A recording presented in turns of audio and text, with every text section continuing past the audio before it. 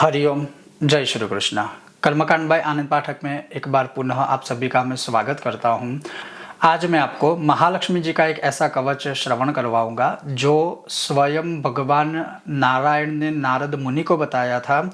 और नारद जी ने पूछा था कि यह जो महालक्ष्मी मंत्र की साधना, जिसमें दशाक्षर मंत्र का भी समावेश है, और वह पहले नारायण मुनि ने नारद मुनि को बताया कि दशाक्षर मंत्र जो है माँ लक्ष्मी जी का, ओम श्रीम कमलवासिन्ये स्वाहा, इस मंत्र का उपदेश पुष्कराक्ष को यह मंत्र का उपदेश दिया। उसके पश्चात पुनः नारद मुनि ने कहा कि आपने इस कमलवासिनी नमः स्वाहा जो है दशाक्षर मंत्र, ओम नमः कमलवासिनी स्वाहा, वो तो दिया आपने मुझे बताया, लेकिन मैंने ये भी श्रवण किया है कि महालक्ष्मी का जो कवच है वो भी उपदेश किया था, और वह कवच इतना शक्तिशाली है कि जिसके पाठ मात्र से ही मनुष्य की कामनाओं की सिद्धि पूर्ति होती है। तो हे प्रभु नारायण, आप भी मुझे वह कवच श्रवण करवाइए, उसका महात्म्य क्या है वो मुझे बताइए। और तब जाके जो नारायण ने अर्थात भगवान विष्णु ने जो नारद मुनि को यह कवच का उपदेश दिया था वो आज मैं आपको श्रवण करवाऊंगा, और साथ में इसका जो महात्म्य है,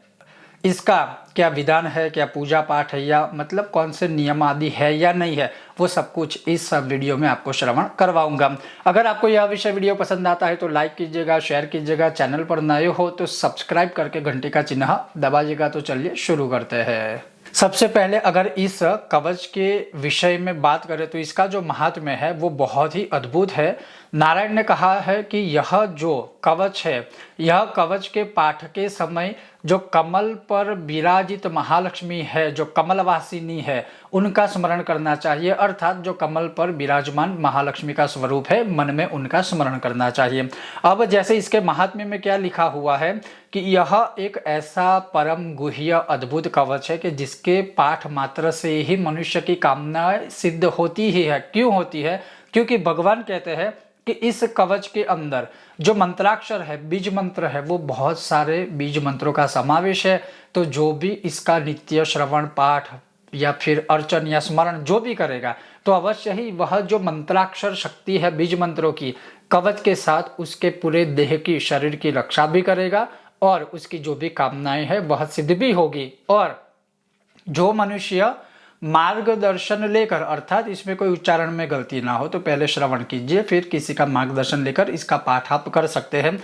और जैसे भगवान ये भी कहते हैं कि जो कोई भी मनुष्य विधिवत गुरु की अर्चना करके, अर्थात गुरु से आज्ञा लेकर इस कवच को दाहिनी भुजा पर धारण करता है। अब कैसे करना है?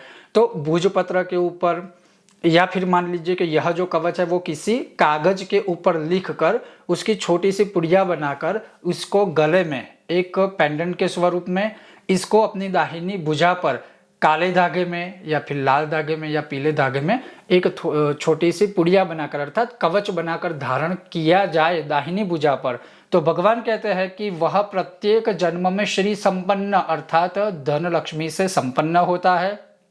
उसके घर में जो यहाँ लिखा है वो मैं आपको बता रहा हूँ, 100 पीढ़ियों तक निश्चल रूप से महालक्ष्मी निवास करती है। वह देवेंद्रों तथा राक्षस राजों द्वारा निश्चय ही अवध्य होता है, अर्थात उसके घर में या उसके जीवन में कोई नकारात्मक ऊर्जा प्रवेश नहीं करती है। जिसके गले में, आप चाहे तो ये गले में भी पहन सकते हैं, गले में यह कवच विद्यमान रहता है, उस बुद्धिमान ने सभी प्रकार के पुण्य कर लिए हैं, संपूर्ण यज्ञों में दीक्षा ग्रहण कर ली है, समस्त तीर्थों में स्नान कर लिया है। बस इसका इतना ध्यान रखना चाहिए कि गुरु के मार्गदर्शन लेकर ही इसका पाठ या इसका जो विधान है वह करना चाहिए। और भगवान कहते हैं कि इस कवच का ज्ञान प्राप्त करने से जो भी मंत्र जाप वह मनुष्य करता है, वह करोड़ों की संख्या में जप करने पर भी मंत्र सिद्ध न हो, अगर यह कवच कोई धारण कर लेता है तो वो जितनी भी यथाशक्ति मंत्र जाप करेगा, कोई भी मंत्र हो, उसमें उसको सिद्धि प्राप्त हो जाएगी। और वो क्यों होती है, इस कवच में ऐसा क्या है, तो अब वह कवच शुरू करते हैं, और थोड़ा बहुत उसका जो अनुवाद है वो भी मैं आपको इस वीडियो के अंत में या फिर इस कवच के पश्चात आपको मैं थोड़ा श्रवण कराऊंगा। तो चलिए अब शुरू करते हैं। वह भगवान नारायण कथित या भगवान नारायण कृत श्री महालक्ष्मी जी का कवच।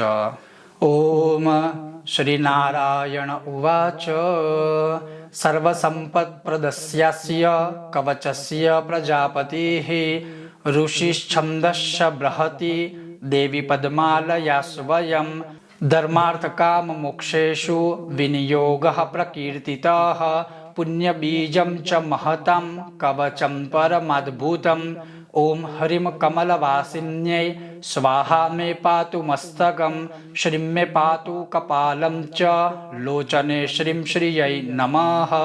ओम श्रीं श्रियै स्वाहेति च कर्णयुग्मं सदावतु। ओम ह्रीं श्रीं क्लीं महालक्ष्म्यै स्वाहा मे पातु नासिकाम्। ओम श्रीं पद्मालयायै च स्वाहा दन्तं सदावतु। ओम श्रीं कृष्णप्रियायै च दन्तरन्ध्रं सदावतु। ओम श्रीं नारायणेशायै मम कण्ठं सदावतु। ओम श्रीं केशवकान्तायै मम स्कन्धं सदावतु। ओम श्रीं पद्मनिवासिन्यै स्वाहा नाभिं सदावतु। ओम ह्रीं श्रीं संसारमात्रे मम वक्षः सदावतु। ओम श्रीं श्रीं कृष्णकान्तायै स्वाहा पृष्ठं सदावतु। ओम ह्रीं श्रीं श्रियै स्वाहा मम हस्तौ सदावतु। ओम श्रीं निवासकान्तायै मम पादौ सदावतु। ओम ह्रीं श्रीं क्लीं श्रियै स्वाहा सर्वांगं मे सदावतु। प्राच्यं पातु महालक्ष्मीर् आग्नेयं कमलालया पद्मा मां दक्षिणे पातु नैऋत्यं श्रीहरिप्रिया पद्मालया पश्चिमे मां वायव्यं पातु श्रीः स्वयं उत्तरे कमला पातु ऐशान्यं सिन्धुकन्यका नारायणेशि पातूर्ध्वम् अधो विष्णुप्रिया भवतु सततं सर्वतः पातु विष्णुप्राणाधिका मम इति ते कथितं वत्स सर्वमन्त्रौघविग्रहं सर्वैश्वर्यप्रदं नाम कवचं परमद्भुतं सुवर्णपर्वतं दत्त्वा मेरुतुल्यं द्विजातये यत्फलं लभते धर्मी कवचेन ततोऽधिकं गुरुम् अभ्यर्च्य विधिवत् कवचं धारयेत्तु यः कंठे वा दक्षिणे बाहौ सश्रीमन् प्रति जन्मनि अस्ति लक्ष्मीर्गृहे तस्य निश्चला शतपूरुषं देवेन्द्रश्चासुरेन्द्रश्च सौवध्यो निश्चितं भवेत् स सर्वपुण्यवान् धीमन् सर्वयज्ञेषु दीक्षितः सस्नातः सर्वतीर्थेषु यस्येदं कवचं गले यस्मै कस्मै न दातव्यं लोभमोह भयैरपि गुरुभक्ताय शिष्याय शरणाय प्रकाशयेत् इदं कवचमज्ञात्वा जपेल्लक्ष्मीं जगत्प्रसूं कोटिसंख्या प्रजप्तोऽपि न मंत्रं सिद्धिदायकः। बस यह कवच है। अब मानिए आपको प्रतिदिन इसका पाठ करना है या अधिक पाठ करना है तो नारायण उवाच से लेकर आपको केवल यह जो पाठ है वह इति ते कथितं वत्स सर्वमंत्रौघ विग्रहम सर्वैश्वर्य प्रदम नाम कवचम परमाद्भुतम।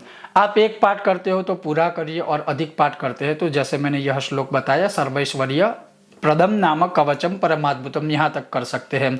अब जैसे मैंने कहा कि यह कवच क्यों इतना शक्तिशाली है तो भगवान खुद नारायण कहते हैं नारद मुनि को कि इस कवच में एक तो दशाक्षर मंत्र है कि जैसे ओम ह्रीम कमलवासिन्यै स्वाहा मेरे मस्तक की रक्षा करें, श्रीम मेरे कपाल की रक्षा करे, श्रीम श्रिये नमः मेरे नेत्रों की रक्षा करे, ओम श्रीम श्रिये स्वाहा सदा दोनों कानों की रक्षा करे, ओम ह्रीम श्रीम क्लीं महालक्ष्मी मेरी नासिका अर्थात मेरे नाक की रक्षा करे, ओम श्रीम पद्मालयायै मेरे दांतों की रक्षा करे, ओम श्रीम कृष्ण प्रियायै स्वाहा सदा दांतों के छिद्रों की रक्षा करे।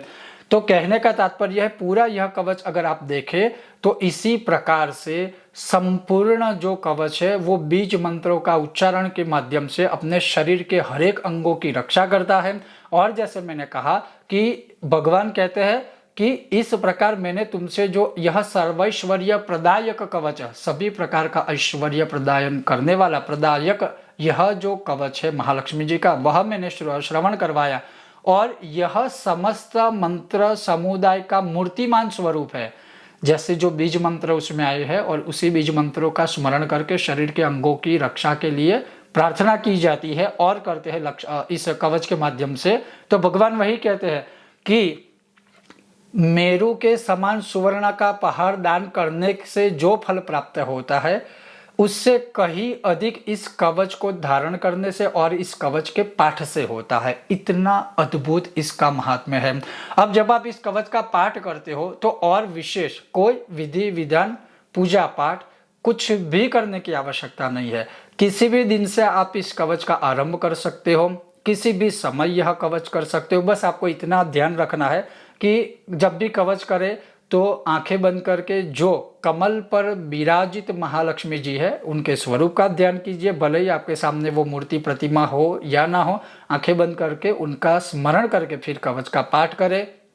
दूसरा, इस कवच के पाठ के लिए सबसे पहले जैसे भगवान ने स्वयं कहा है कि गुरु का मार्गदर्शन, अवश्य ही मार्गदर्शन आवश्यक है। दीक्षा लो ना लो वो एक अलग विषय है, लेकिन इसका उच्चारण सही से हो उसका अवश्य ही ध्यान रखना है, जैसे भगवान और इस कवच में भी वर्णित किया गया है। तीसरी बात है, इसके विशेष कोई नियम नहीं है। हाँ, अगर आप अनुष्ठान करते हो, जैसे मानिए कि आपने एक निश्चय संकल्प किया कि नहीं मैं 1200 पाठ का अनुष्ठान करूंगा या करूंगी, तो आप चाहे तो नीति नियम का पालन कर सकते हो, जैसे उपवास कर सकते हो, जैसे भूमि शयन कर सकते हो, ब्रह्मचर्य का पालन आदि कर सकते हो। कुछ भी मांस मदिरा आदि जो है खाना पीना वो सब बंद कर देना चाहिए, तामसी आहार जो है वो बंद कर देना चाहिए अगर आप इसका अनुष्ठान करते हो तो। अगर अनुष्ठान नहीं करते तो कोई दिक्कत नहीं है, नॉर्मल ही आप जैसे एक कम से कम पाठ कीजिए या फिर 11 पाठ कीजिए या 21 पाठ कीजिए, जैसी आपकी कामना है उस प्रकार से आप इस नारायण कथित महालक्ष्मी कवच का पाठ कर सकते हो। तो यह बहुत ही अद्भुत है जो ब्रह्मा वैवर्त महापुराण के गणपति खंड में दिया हुआ है, बहुत ही अद्भुत और शक्तिशाली है। और यह कवच केवल ऐसे नहीं है कि भगवान ने ही सीधा इसका कथन किया है, इससे पूर्वों के जो अध्याय है उसमें पुष्कराक्ष की जो कथा आती है तो वह कथा भी उसमें सम्मिलित है, लेकिन मूल विषय है इस महालक्ष्मी कवच का जो हमें भगवान सर्व कल्याण हेतु हमें भी प्रदान किया है, तो हम भी इसका पाठ लेकर लाभ ले सकते हैं। तो ये था आज का विषय और वीडियो। अगर आपको यह विषय वीडियो आदि पसंद आया हो, लाइक कीजिएगा, शेयर कीजिएगा। चैनल पर नए हो तो सब्सक्राइब करके घंटे का चिन्ह दबाइएगा। बहुत जल्द मिलते हैं नए विषय और वीडियो के साथ। तब तक आप देखते रहिए कर्मकांड बाय आनंद पाठक मेरे साथ। ओम गणेश, हर हर महादेव, जय सिया राम।